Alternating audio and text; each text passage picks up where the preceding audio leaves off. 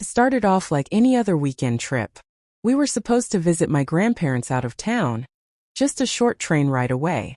My parents were in their usual playful mood, cracking jokes and filming little moments for the family group chat. Everything felt normal. At least that's what I thought. But nothing could have prepared me for what happened next.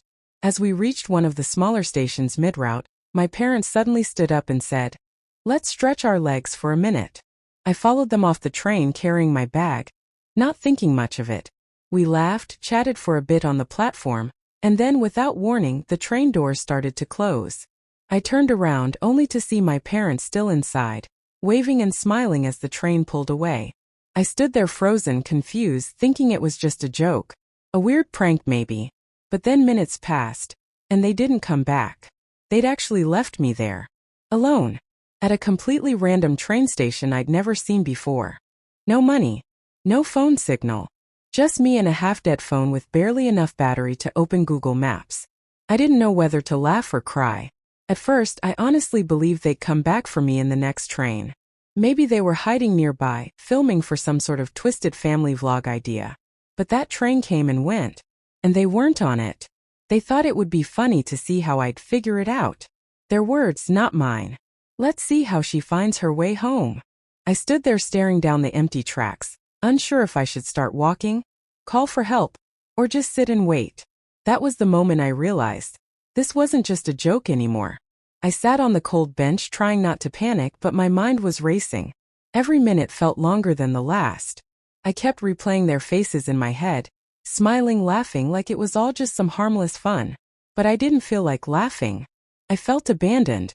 The station was small, almost empty, and I didn't recognize any of the signs. I didn't even know the name of the town I was in. No one around seemed to notice me, or maybe they just didn't care. I opened my phone again, 2% battery. No texts. No calls. No signal. I had this weird mix of anger and confusion building inside me. Who does this to their kid? What kind of joke ends with someone being stranded miles from home? I started thinking back, trying to understand. Were there signs this was coming? My parents always had a strange sense of humor. They liked testing me, calling it building character. Like the time they pretended to forget me at school just to see how I'd react. I thought they were just being silly back then. Now it felt different. It felt cruel. The longer I waited, the more I realized they weren't coming back anytime soon. The train station didn't even have a proper ticket counter open. Just a vending machine and an old schedule board that looked like it hadn't been updated in weeks. I didn't know whether to trust any of it. I didn't know if someone would help me, or if I'd just end up wandering further into a place I didn't belong. That's when I noticed something strange. Someone had been watching me. Not directly, but from the corner of the station. A man, standing still, pretending to read the map. But he hadn't moved since I arrived.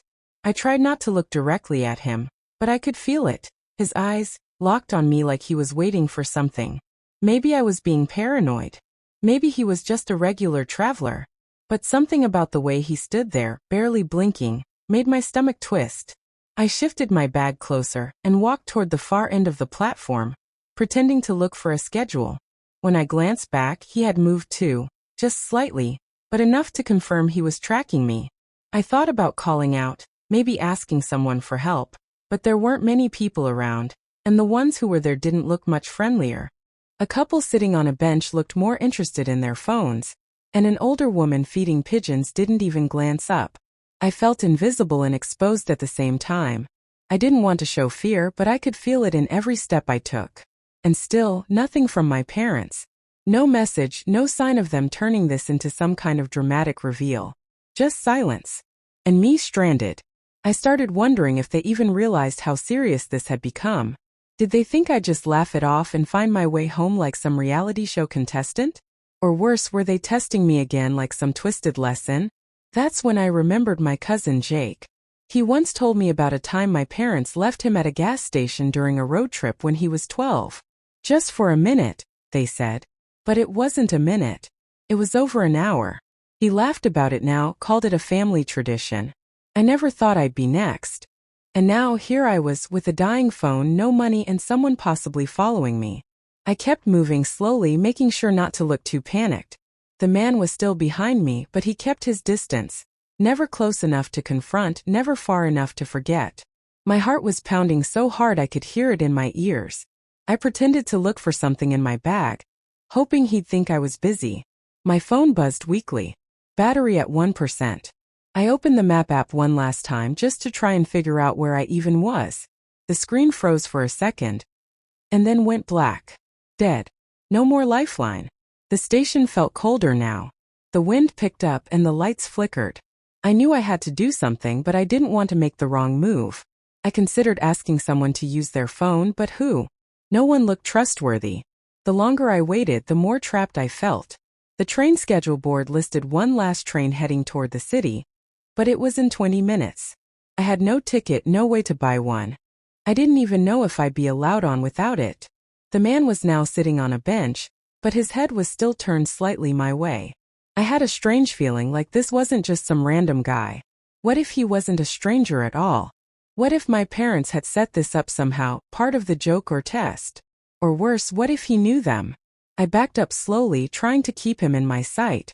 That's when I saw something even more unsettling. My name written in Sharpie on the back of the bench he'd just been sitting on. It wasn't there earlier.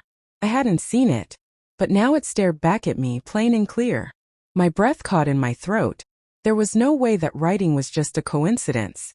My name isn't exactly common, and seeing it scrawled on that bench, same spelling, even the same handwriting style my mom used on old lunchbox notes, sent a chill through me. I stepped back instinctively, bumping into a metal pole behind me, my nerves completely on edge. The man stood up slowly, not rushing, but like he knew he had my full attention now. I didn't wait. I bolted. Down the platform, past the empty ticket window, around the side of the station. I didn't even know where I was going, I just needed to get away. My legs were shaking, but adrenaline pushed me forward. I kept checking behind me, expecting him to follow. But when I looked, he was gone. Like, completely disappeared.